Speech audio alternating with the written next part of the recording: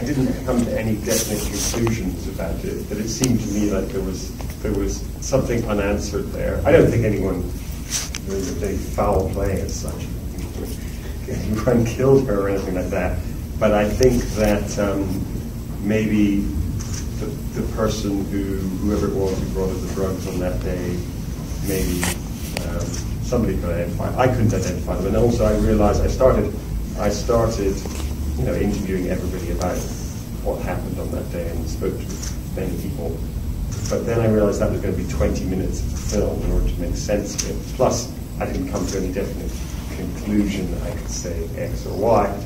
So I thought, it really just occurred to me that the movie is not about Whitney's death, it's about her life, and so that's a subject for somebody else to tackle. Should they wish? I'm not saying they should, but yes, so it was one of those. I went down a bit of a rabbit hole and then kind of realised that was completely wrong. But you left. Well, Mary, the whole sort of quest to sort of figure out what had happened there started because when I interviewed Mary Jones, she said to me that when she walked into the room where Whitney was, there was so much water on the floor, even in the room outside the bathroom, there was up to her ankles in water. But when she went into the room, she found Whitney, the taps on the bath were off, and she couldn't figure out how can all that water have come out if the taps were off. The explanation would be the taps, the water that overflowed. So she thought there was a mystery there. Now, I don't know what that means, and there may be nothing to it, but it's intriguing. I don't think anyone sort of sensible thinks that there's any real foul play there at work, but what exactly the answer to that mystery is, I don't know. Next question? But it is like an Agatha Christie, isn't it? The taps were off, but the water was sort of. Well, when you met her, she was single. She was just in the business. Life hadn't happened to her yet. Oh, okay. And whenever you're not the same when you're in your parents' home. Once you leave home, you're independent. You're on your own. You make choices for yourself. You meet new people. Life happened. So she grew up. And when we grow up, we mature. We're not the same people. We have some similarities of, and foundations of how we were raised, but she was different because life happened. Well, the footage of Whitney, the home video footage and that kind of material came from a whole variety of different sources. Some of it came from the estate. There was a great tranche of material which was outtakes which had been shot for a 1990 TV special called This Is My Life, is that right? Mm-hmm. And there was a lot of material that hadn't been used in that, including quite a lot of high aid footage, home video footage. So there was stuff there, some great material of Whitney rehearsing the AMAs it was. And so we used quite a lot of that. And then various friends of hers, Ellen LeVar, who was her hair person for many years, she had started recording stuff on video from, I think, 87, 88, right the way through to the 2000s. There was Joey Abergé, who was an A&R guy who worked with her in the 2000s, so, and a couple of other people who had worked with her and who had filmed things. So that's mostly where that came from. And then the rest of it comes from just an archive researcher, painstakingly, phoning up the archives in Japan, saying, "What have you got?" And, but actually, surprisingly, there's less material out there than I thought. Actually, there were some amazing things we found, like the little bit of footage, audio of Whitney talking about the dream that she has that we use at the beginning and the end of the film, where she talks about this dream of being chased by a giant. I don't know who it is. That was from an interview I don't think anyone had heard before, which was a really great interview done for a Canadian TV channel. And then the interviews, well, that was really by having the family and the estate on board. A lot of people were there willing to talk to us who probably wouldn't have been otherwise. And then also Nicole David, who was Whitney's agent, her film agent for many, many years. She also helped us with people that she knew who had been around, in the day. So we were lucky because of the cooperation of those closest to Whitney. We were able to persuade everyone to talk. Well, I met with Pat in January 2016, just after Sundance, and we met here in LA, and that was the first conversation that we had had. There had been many conversations prior to that with the producers and Pat, but that's when I kind of came on board. So I think Lisa, who's one of the producers, Lisa Erspammer, had been speaking to you about it for a long time, hadn't she? She had. It's been some years. I would say right after Whitney's passing. Whitney herself, back maybe 1999, started to do a documentary, started filming. So we knew that she wanted to do a documentary, and that was the reason with the continuation. It was just doing it with the right people. And when we started speaking about it again, Lisa, Nicole, and I, that's when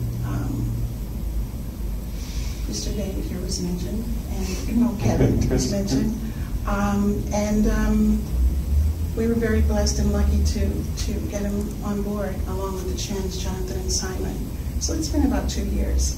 Yeah, more or less 2 years.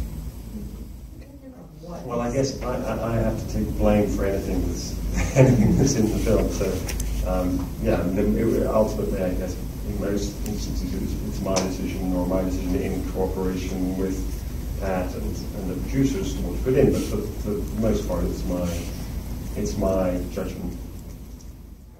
Well, the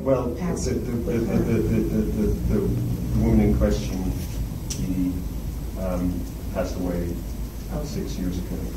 So, and perhaps that should have been made clear in the context of the film. Actually, it was longer. It was longer than 6 years. Okay, 2010 was it? 2008? Yeah, around 2008. 10 years. It was, it's like a double-edged sword. When you have dealt, the family has dealt with her from the day she was born to the day she died, dealt with every emotion. She's been gone for almost 7 years, and there's still a healing process that's going on. And you sit and you look, everything is really pale in comparison to her not being here. We could sit and we can watch home videos and, and just the family sit around and just think about her. It doesn't matter to see her on screen or see pictures of her on a piano or open up a picture book and see pictures of her. It's all the same. She's not here. And I think that's the most important thing for us. We could look at anything, it's still not going to erase the fact that she's not with us anymore. And that's really the important thing. And right now we're just wanting to put things to rest, for closure, and there have been many stories and documentaries that are out there, and the timing for this was just perfect, for us. So in watching her and seeing her and just knowing the gift and talent that she had, and just the person that she was a beautiful person. When you're watching it, you're just remembering, because a lot of that stuff you have dealt with, it's just remembering. And now is the time to really celebrate her. Celebrate her. You loved her for her music. That's what you were drawn to, not her personal life, because her life mirrors all of ours. And she has, just like we do, we deal with triumphs and tragedies and love and disappointment and joy and pain. She did too. And it's just a human story, and that's what everyone has to look at. It's a human story, just a story that was played out in public. With our lives, it's, the darkness is always in the shadows, but with hers, it was public. But she was a human person, and when we were watching that, it's like, wow, and some great moments you realize the talent that she had and the gift that she had, and it was special, and that's why you all loved her. And when you're watching that, I'm sure that's what you saw. You saw the pain and everything, but really look at the talent and the gift that God blessed us with. We did make a statement, we were disappointed, but, even in Whitney's death, no one is exempt from the harsh realities of the world. And you know, that picture, that's not the first time the picture has been shown.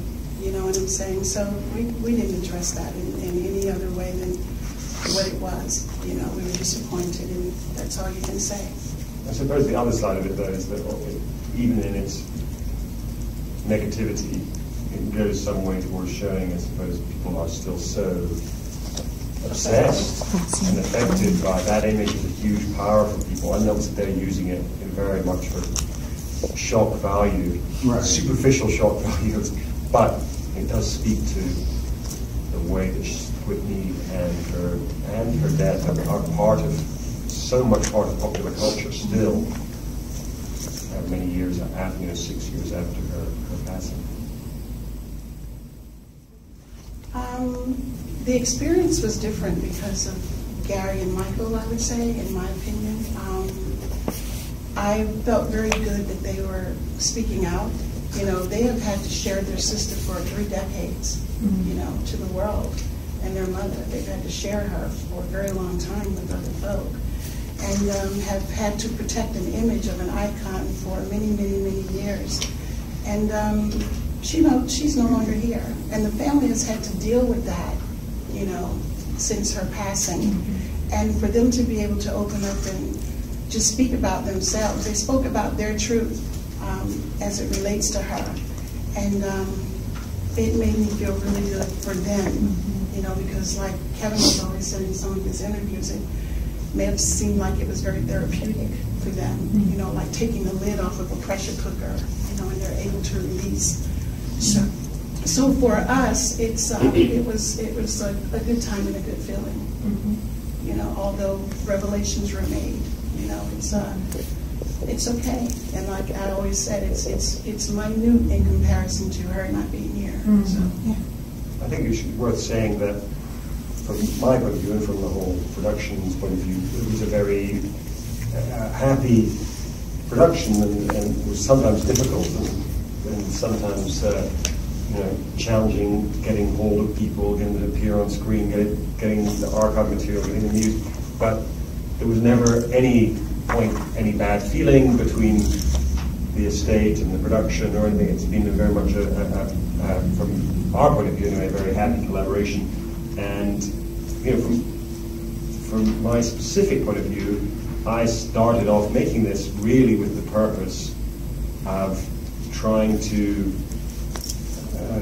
make an honest film about Whitney with access to all the people who really knew her, so that by the time people have seen this film, hopefully people will not feel the need so much to pry into her private life, to gossip about her, to talk about her, because there it all is. And those who knew her best are talking about her.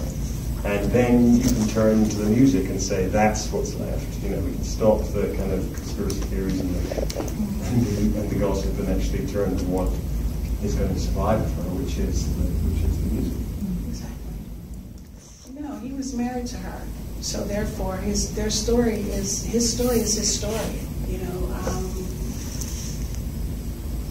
they were married for probably 14 years, and he is Bobby Brown.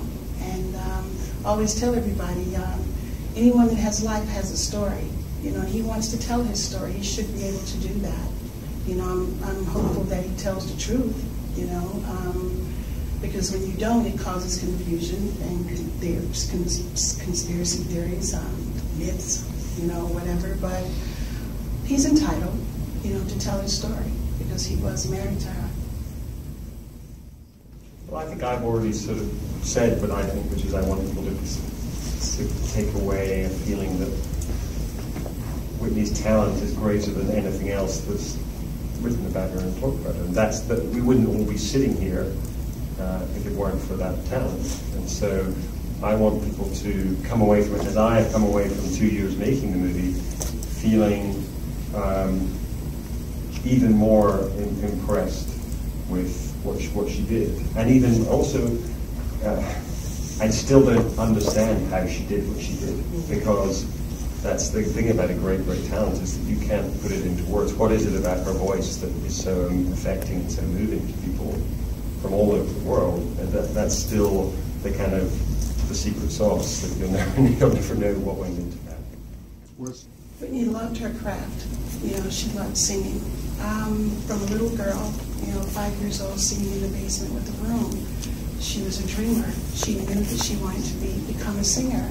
She had great influences, you know, coming from the drinker singers.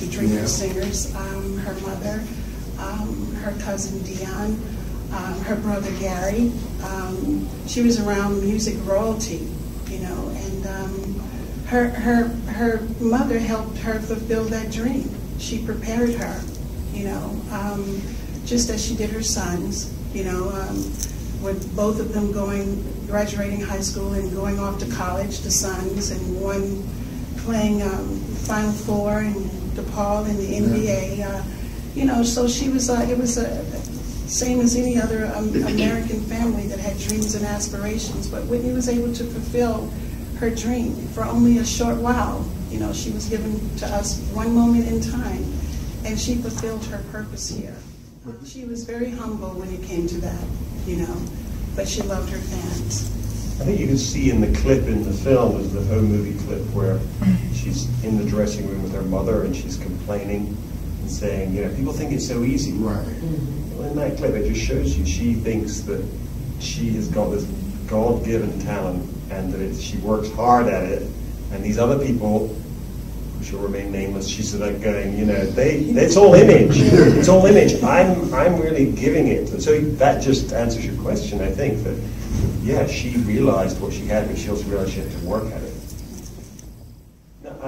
No, I mean, interestingly, Kevin Costner, I think, was on Good Morning America the other morning, and he was asked about the film, and he hadn't seen it, which slightly embarrassingly, I think I had forgotten to get in touch with him. So I've actually just last night sent him a link to see the movie.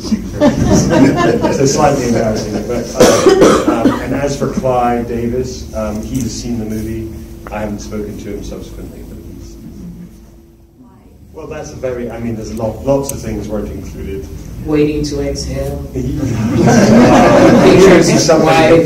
Well, I mean, obviously there are certain things that you can't go through every hit and every, you know, it has to be, even 2 hours is a long movie, so, you know, we probably made it too long as it is, but you have to make choices about what ultimately, for you as a filmmaker, are the most important things, but, and that, by which I mean the things that represent her life and her career the best. So it does mean leaving out a lot of great stuff, but you can't do it all. But I think also, I would have liked maybe to have had a little more context of Whitney's family. I think to talk more about the drinkers, singers, and the gospel influence, and, you know, where Whitney's parents came from. All of that I would have really liked to have gone into more. But again, that's more like we should have made the 4-part Netflix series, you know, Whitney Houston, Her Life and Times or something, or, you know, like the OJ movie, which was 6 hours or something. But, you know, for a feature film, this is really, we kept in as much as we could. Is that on the table somewhere, The Life and Times? There's so much more.